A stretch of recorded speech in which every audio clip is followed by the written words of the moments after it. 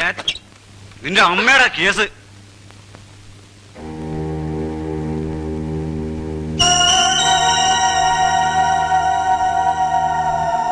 അറിയാലോ അല്ലേ? അന്നെടുത്ത ആ ഫോട്ടോ കാണാനാ വന്നിരിക്കുന്നത്. ഏത് ഫോട്ടോ? അന്ന് ആ തോക്കൊക്കെ ചൂണ്ടിയെടുത്ത ഫോട്ടോ. സാറ് സത്യമായിട്ടും സാറ് വിശ്വസിക്കില്ല, ക്യാമറയിൽ ഫിലിം ഇല്ലായിരുന്നു. തമാശ പറയാതെ ആ നെഗറ്റീവ് പ്രിന്റിങ് എടുക്ക. ഞാൻ പറയുന്നത് സത്യമാണ് സാർ. പറയടാ, എന്നെ കൊണ്ട് ഓരോന്ന് ചെയ്യിച്ചിട്ട്. രണ്ടും കൂടെ ഉരുണ്ട് കളിക്കാണ് സാർ. സത്യം ഞാൻ ഇപ്പൊ പറയിപ്പിക്കാം. നടക്ക. അയ്യോ, ഡാർക്ക് റൂം. അതാ സൗകര്യം. നടക്കണോ സാറേ? ഒരുപാട് കാലമായി ഒരുത്തനെ ശരിക്കും. അയ്യോ, തല്ലല്ലേ സാറേ. അയ്യോ, എന്നെ കൊല്ലല്ലേ സാറേ. അയ്യോ, ഞാൻ ഒരു തെറ്റ് ചെയ്ത്. അയ്യോ, നിന്റെ ഫോട്ടോ എടുപ്പ് ഞാൻ. അയ്യോ വേണ്ട സാറേ. അയാൾ പറഞ്ഞതൊക്കെ സത്യമാണ് സാർ. ഈ ഫോട്ടോ എടുക്കലൊക്കെ വെറും ഒരു നാടകം കളിയായിരുന്നു.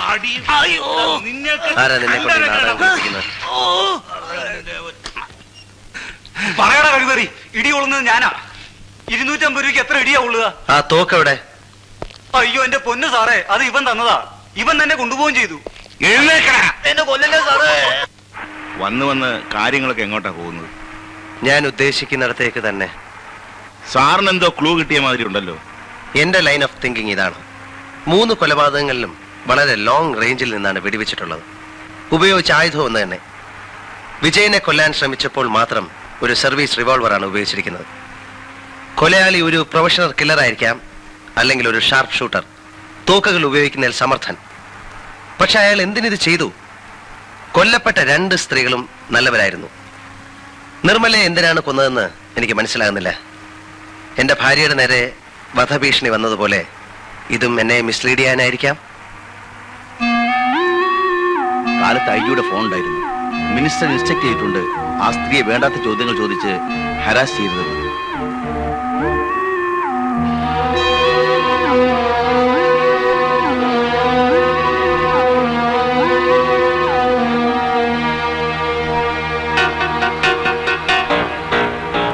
കൊലയാളി ഒരു പ്രൊഫഷണൽ കില്ലർ ആയിരിക്കാം, അല്ലെങ്കിൽ ഒരു ഷാർപ്പ് ഷൂട്ടർ, തോക്കുകൾ ഉപയോഗിക്കുന്നതിൽ സമർത്ഥൻ. സാർ NCCയിൽ വളരെ ആക്റ്റീവ് ആയിരുന്നല്ലേ? ആ സ്ത്രീയെ ഹരാസ് ചെയ്തതെന്ന് ഞാൻ നിങ്ങളോട് പറഞ്ഞിരുന്നല്ലേ? മന്ത്രിസഭയുടെ ആയുസാണോ കൊലക്കേസുകൾ തെളിയിക്കലാണോ നമുക്ക് ആവശ്യം സാർ? രണ്ടും. അവനെ കൊണ്ട് സത്യം പറയിക്കാൻ എനിക്കറിയാം സാർ.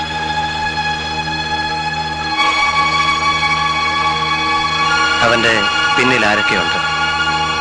Good night. നമ്മുടെ കമ്മീഷൻ തന്നെ കുറച്ച് തോക്കുകൾ പിടിച്ചത്, പക്ഷെ അദ്ദേഹത്തിനൊന്നും ചെയ്യാൻ പറ്റിയില്ല. ഈ ബുള്ളറ്റുള്ള വെപ്പൺ ഉപയോഗിക്കുന്നത് സാധാരണ സർവീസ് പേഴ്സണലാണ്. ഈ 2 നമ്പറും ഏതാണെന്ന് നിനക്കറിയാം?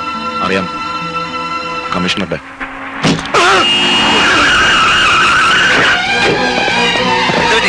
എന്താ സംഭവിച്ചത്? ഇയാൾ ആരും വെടിവെച്ചു സാർ. കയ്യിലാ കൊണ്ടിരിക്കുന്നത്. Take him to the hospital. Quick.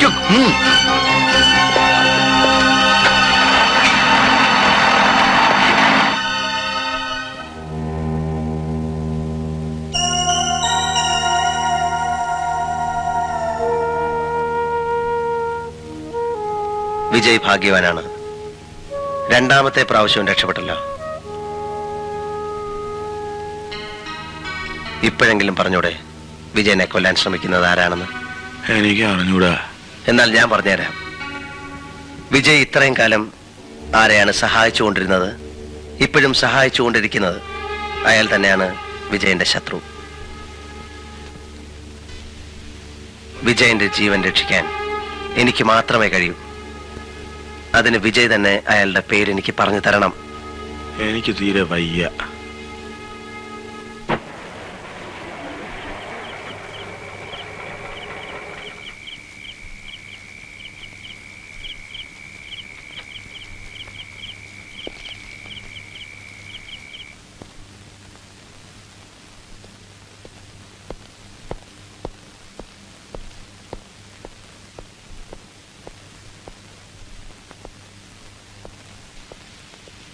തുറക്കൂ.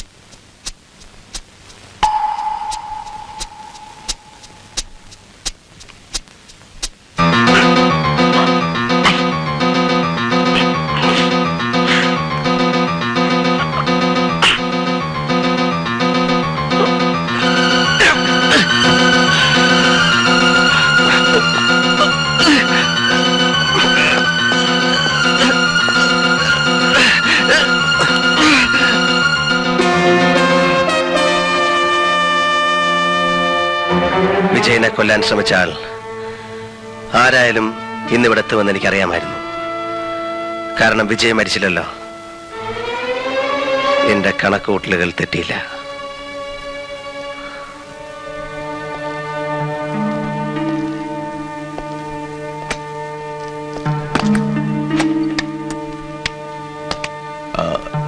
ലോക്ക് ചെയ്തു. ആരെയും പുറത്തേക്ക് വിടണ്ട. സർ. അകത്തേക്കും. സർ. നിനക്കിപ്പോ മനസ്സിലായില്ലേ നിന്റെ സുഹൃത്ത് എങ്ങനെയുള്ള ആളാണെന്ന്? അയാളെത്ര ക്രൂരനാണെന്ന് ഞാൻ അറിഞ്ഞിരുന്നില്ല. ഇനിയെങ്കിലും പറഞ്ഞൂടെ, നീ എന്തിനാ അയാളെ സഹായിക്കുന്നത്?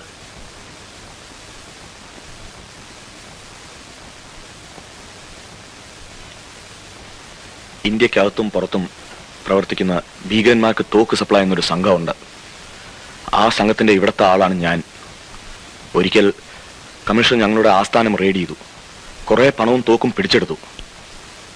അന്നൊരു വ്യവസ്ഥയിൽ കമ്മീഷൻ എന്നെ രക്ഷിക്കാമെന്ന് പറഞ്ഞു. നിന്നെ ഞാൻ രക്ഷിക്കാം. പക്ഷേ നീ ഞാൻ പറയുന്ന പോലെ ചെയ്യണം. ഞാൻ പറയുന്ന സ്ഥലങ്ങളിൽ, ഞാൻ പറയുന്ന സമയങ്ങളിൽ എനിക്കാവശ്യമുള്ള തോക്ക് നീ എത്തിച്ചേരണം. എന്റെ ആവശ്യം കഴിഞ്ഞാൽ നീ തന്നെ അത് തിരിച്ചു കൊണ്ടുപോയി സൂക്ഷിക്കണം. എന്നോടൊരു ചോദ്യവും ചോദിക്കരുത്. എന്നെങ്കിലും നിന്നിൽ നിന്ന് ഈ രഹസ്യം ചോർന്നു പോകുന്നുവെന്ന് എനിക്ക് തോന്നിയാൽ അന്ന് നിന്റെ കഥ കഴിയും. അദ്ദേഹം പറഞ്ഞതൊക്കെ ഞാൻ ചെയ്തു. വേറെ വഴിയില്ലാത്തതുകൊണ്ട്. സാറിന് ഭീഷണി കത്ത് എഴുതിയതും ഉഷയെ ബ്ലാക്ക്മെയിൽ ചെയ്തതും കമ്മീഷണറുടെ നിർദ്ദേശപ്രകാരമാണ്. ഞാൻ ചെയ്ത തെറ്റുകൾ ക്ഷമിക്കണമെന്ന് ദയവേത് ഉഷയോട് പറയണം.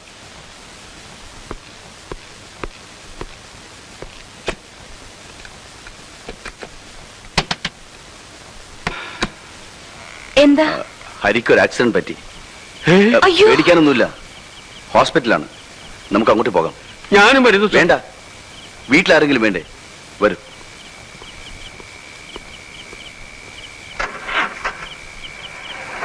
അത്യാവശ്യമായി CI മാധവൻ സാർ ഇവിടം വരെ വരാൻ ഒന്ന് ഏർപ്പാട് ചെയ്യണം. സാറിനെ ഒന്ന് കാണണം. ഇപ്പോഴാ ഓഫീസിലേക്ക് പോയത്. ഹരി വരികയോ വിളിക്കുകയോ ചെയ്താൽ അദ്ദേഹം ഓഫീസിൽ വെയിറ്റ് ചെയ്യുന്നുണ്ടെന്ന് പറയാൻ പറഞ്ഞു.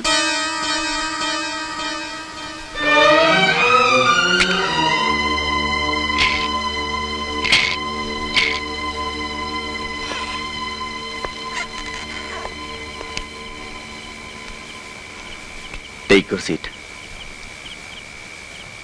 ഇനി എന്താ പ്രോഗ്രാം? സാർ വളരെ സീനിയർ ആണല്ലോ. ഇത്തരം ഒരു സാഹചര്യത്തിൽ എങ്ങനെ പ്രൊസീഡ് ചെയ്യണമെന്ന് സാർ തന്നെ പറയണം. എങ്ങനെ പ്രൊസീഡ് ചെയ്യണമെന്ന് ഹരിക്കറിഞ്ഞൂടെ? എനിക്കറിയാം. പക്ഷെ ഇതൊരു പ്രത്യേകതരം കേസാണല്ലോ. പ്രതി പോലീസ് കമ്മീഷണർ അല്ലേ? അതെ, പ്രതി പോലീസ് കമ്മീഷണറാണ്. പ്രതി കുറ്റം നിഷേധിക്കുന്നുമില്ല. ഇതൊരു പ്രത്യേകതരം കേസ് തന്നെ. 3 murders in 3 weeks. 3 ആഴ്ചയ്ക്കുള്ളിൽ 3 കൊലപാതകങ്ങൾ. 4ാമത്തേതിനുള്ള ശ്രമവും. What made you a killer? തീർന്നില്ല, ഒന്നുകൂടി ബാക്കിയുണ്ട്. But you may have to help me. What do you mean? 3 ആഴ്ചക്കുള്ളിൽ 3 കൊലപാതകങ്ങൾ. 3 വർഷങ്ങൾ വേണ്ടി വന്നു ആ തീരുമാനത്തിലേക്ക് എത്താൻ. Now I ask you one more day. Just 24 hours to complete my mission. Are you mad? In a sense. Wait. മണ്ടത്തരമൊന്നും കാണിക്കരുത്. ഉഷ എന്റെ കസ്റ്റഡിയിലാണ്. In a safe place.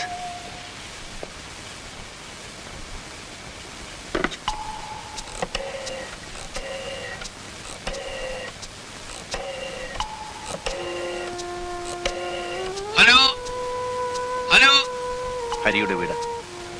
Hello, ആരാണ്? ഞാനാണ്. അയ്യോ സാർ, സാറിന് ആക്സിഡന്റ് പറ്റിയെന്ന് പറഞ്ഞ് കമ്മീഷണർ സാർ ഇവിടെ വന്ന് ഉഷക്കുഞ്ഞായും കൂട്ടിക്കൊണ്ട് പോയല്ലോ. സാറിന് എങ്ങനെയുണ്ട് ഇപ്പോ? ആശുപത്രിയിൽ നിന്നാണോ സാർ സംസാരിക്കുന്നത്? സാർ ആശുപത്രിയിൽ നിന്നാണോ? സോറി, എനിക്കത് ചെയ്യേണ്ടി വന്നു.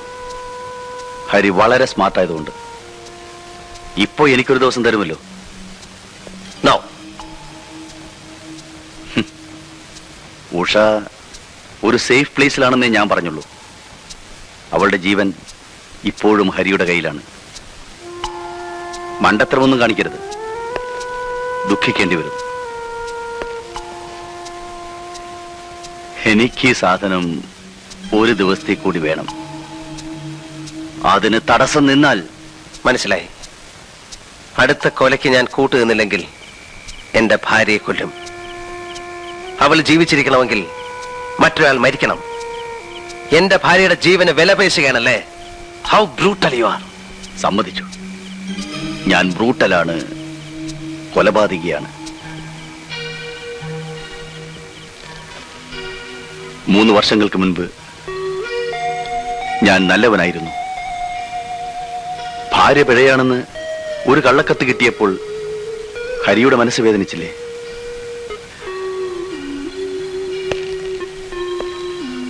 അപ്പോൾ പിഴച്ച ഭാര്യയുള്ള ഞാൻ എത്രമാത്രം വേദനിക്കുന്നുണ്ടാവും. ആ വേദനയുടെ പ്രതികരണമാണ് ഈ കൊലപാതകങ്ങൾ.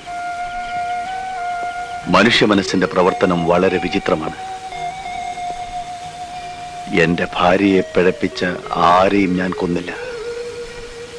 അവരെ കൊന്നാൽ അതോടുകൂടി അവർ രക്ഷപ്പെടും. എനിക്ക് വേണ്ടത് ജീവിതാവസാനം വരെ അവരെ ദുഃഖിപ്പിക്കുക എന്നതാണ്. അതിനുവേണ്ടിയാണ് അവരുടെ നല്ലവരായ ഭാര്യമാരെ കൊന്നത്.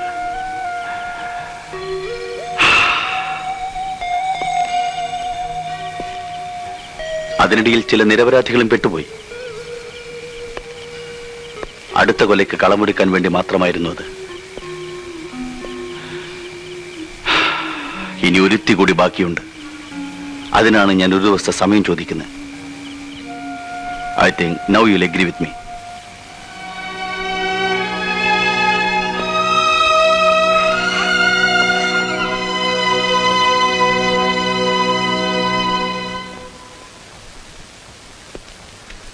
എന്തോ ആക്സിഡന്റ് ആയി എന്ന് പറഞ്ഞിട്ട്? ആ, കാര്യമായി ഒന്നും പറ്റിയില്ല. ഉഷക്കുഞ്ഞ് എവിടെ? കമ്മീഷണറുടെ വീട്ടിലുണ്ട്. കേശവൻ നായർക്ക് അന്നെന്തോ വീട്ടിൽ പോകണമെന്ന് പറഞ്ഞില്ലേ? പറഞ്ഞിരുന്നു, പക്ഷെ എനിക്കിപ്പോ ധൃതിയൊന്നുമില്ല. 2 ദിവസം കഴിഞ്ഞിട്ട് പോയാലും മതി. അത് വേണ്ട, ഇന്ന് തന്നെ പൊയ്ക്കോളൂ. ഞാൻ ഉഷയും കൂടെ ഒരു ടൂറ് പോവുകയാണ്. 2-3 ദിവസം കഴിഞ്ഞേ വരൂ. അതിനിടയ്ക്ക് വീട് വരെ ഒന്ന് പോയി വന്നോളൂ.